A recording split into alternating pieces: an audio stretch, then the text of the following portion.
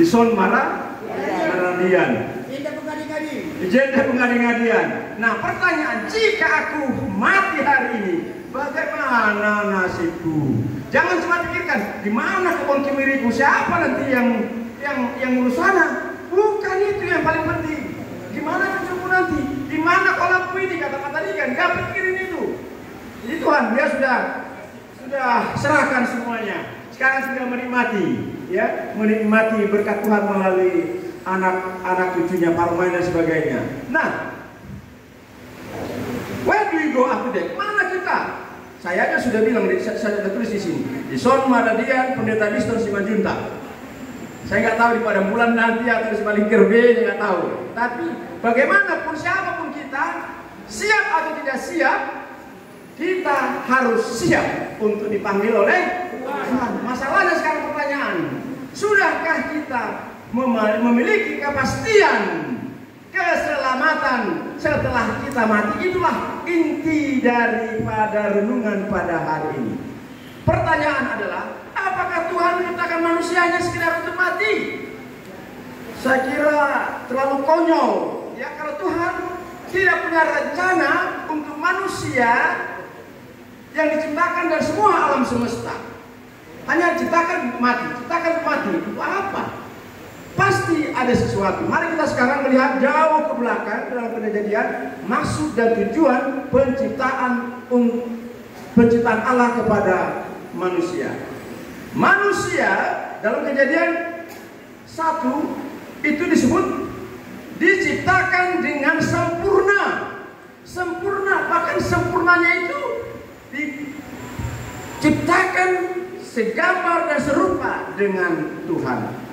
Kejadian 1 di belakang berkata, baiklah kita menjadikan manusia menurut gambar dan rupa kita, supaya mereka berkuasa atas ikan-ikan di laut dan burung-burung di udara, dan atas ternak dan atas seluruh bumi dan atas segala binatang melata dan merayap di bumi. Nah, kata menurut gambar dan rupa kita dipertegas lagi dalam Kejadian 1 ayat 7.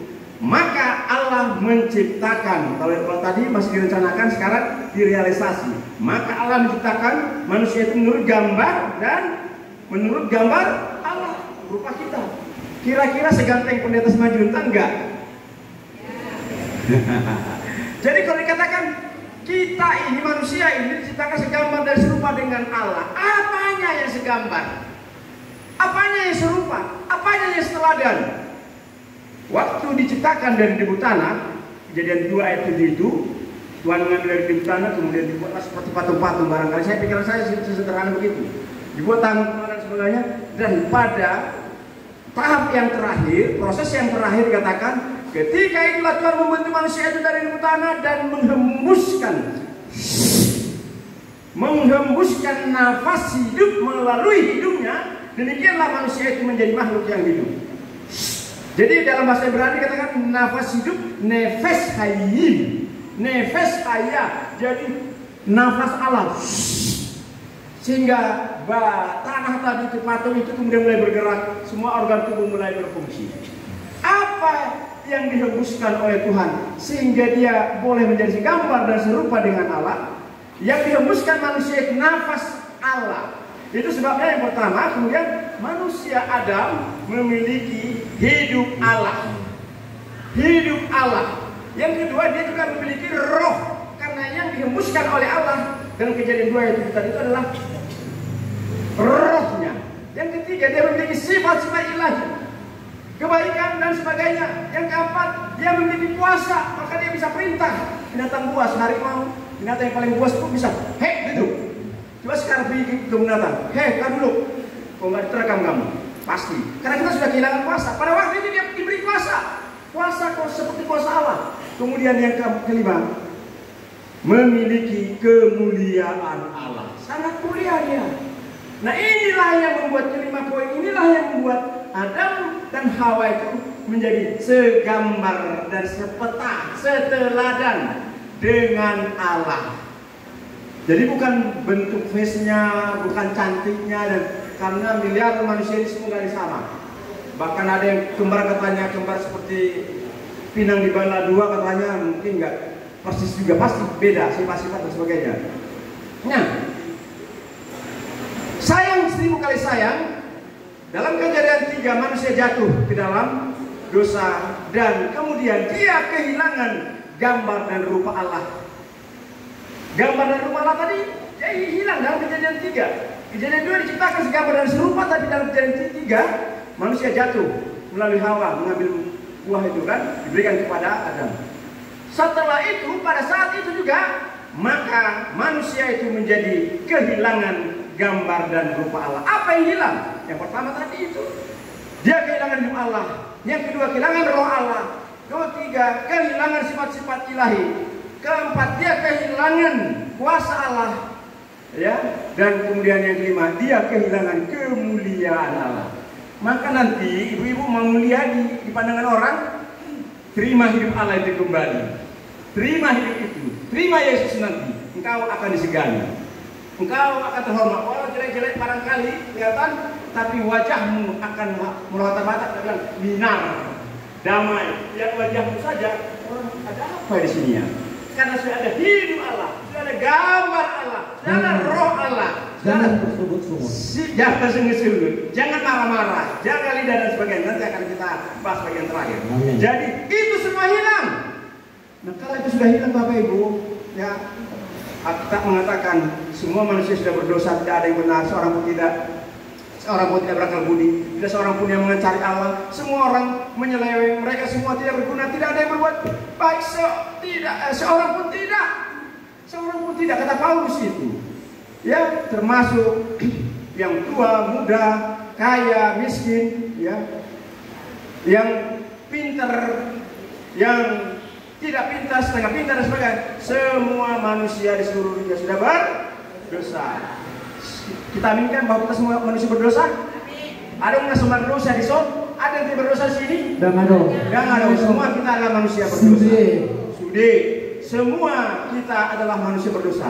Dan Yesaya 64 berkata, demikianlah kami sekalian seperti seorang najis, kita orang najis. Dan kesalahan kami seperti kain kotor, kami sekalian menjadi layu seperti daun, dan kami lenyap segala oleh kejahatan kami seperti daun dilenyapkan oleh angin.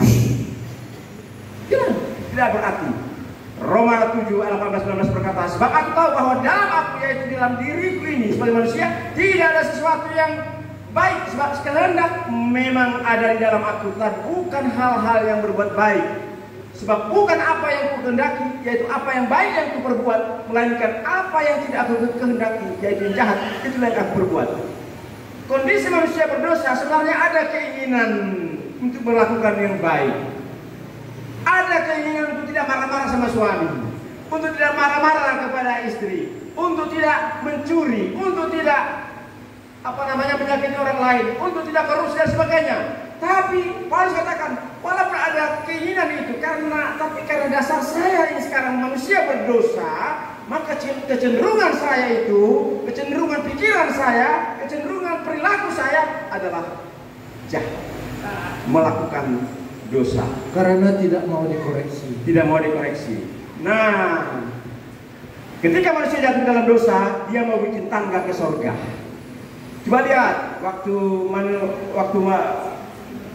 waktu pembangunan Menara Babel, itu sebenarnya adalah usaha orang untuk ketemu dengan Tuhan, supaya kita sama, supaya kita hebat, tapi dibutuhkan oleh Tuhan. Manusia mau mencari Tuhan, mencari keselamatan, berkomunikasi dengan Tuhan, untuk memulihkan dirinya melalui apa? Perbuatan baik. Baiknya perbuatan baik, baik. Tapi perbuatan baik kita tidak akan cukup untuk alasan kita menjadi tangga kita ke dalam sorga. Nanti boleh protes saya, ya. Nah, oleh karena itu, ya, Tuhan karena manusia tidak sanggup dengan berbagai cara, misalnya dengan agama-agama untuk mencari Tuhan, bertemu Tuhan, mendapatkan keselamatan, maka akhirnya Tuhan membuat tangga keselamatan dengan 10 hukum Taurat melalui Musa. Hukum pertama apa? Akulah Tuhan Allahmu. 2, 3, 4, 5, 6, 7, 8, 9. Mungkin ada orang yang sudah sempurna melakukan 9 hukum Taurat. Tapi hukum 10 apa? Janganlah menginginkan milik orang lain. Dia lihat istri tetangganya, cantik kali ya, maunya jadi istriku lah itu. Masih berpikir aja. Udah berzina itu. Udah putus tangganya yang terakhir itu. Halo.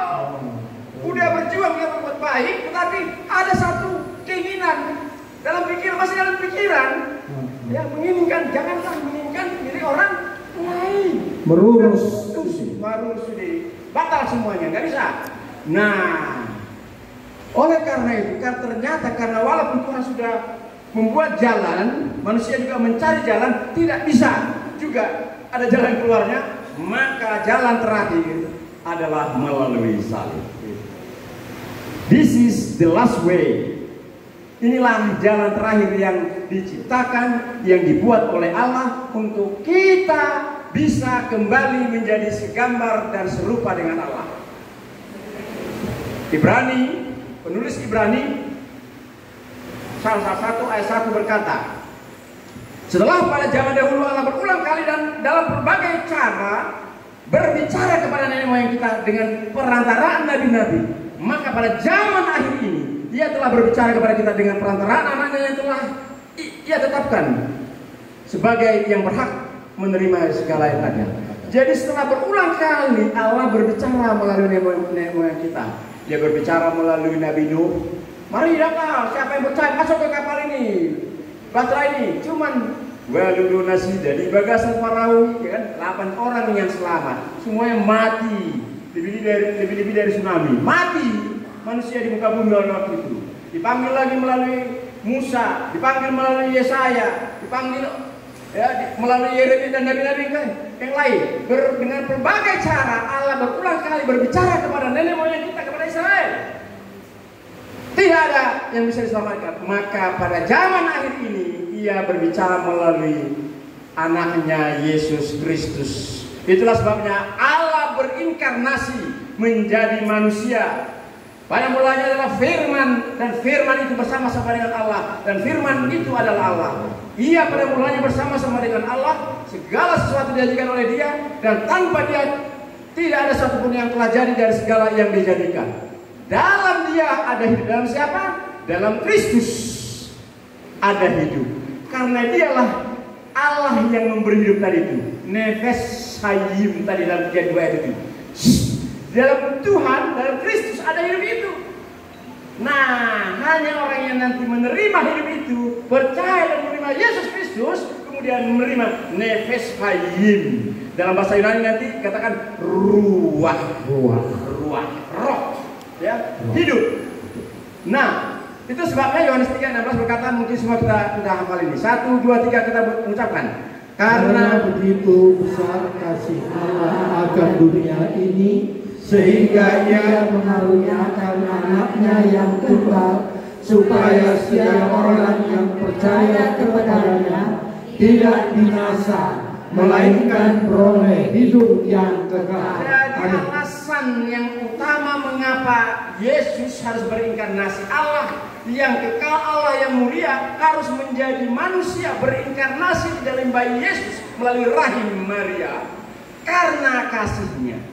Karena begitu besar kasih Allah akan dunia ini, sehingga mengaruniakan, menghadiahkan anaknya yang tunggal, yaitu Yesus Kristus, supaya setiap orang yang percaya kepadanya, pada Yesus Kristus, percaya bukan hanya aku percaya, bukan percaya, tapi mengandalkan Yesus, mengandalkan seluruh hidupnya, menyerahkan seluruh kehidupannya kepada Tuhan Yesus, dan menjadikan Roh Kudus tinggal dalam hatinya, menjadikan Yesus tinggal dalam hidupnya, menguasai hidupnya.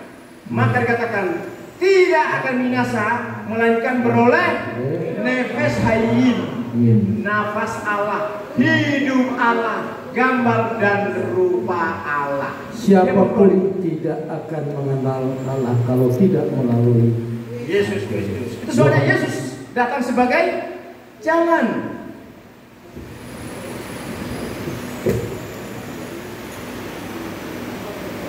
Itu sebabnya Yohanes 14:6 berkata, Akulah jalan dan kebenaran dan hidup. Tidak seorang pun yang datang kepada Bapa kecuali melalui aku. There is no way except by Christ. Banyak jalan ke Roma, but to heaven, ke surga, only one way. by Jesus.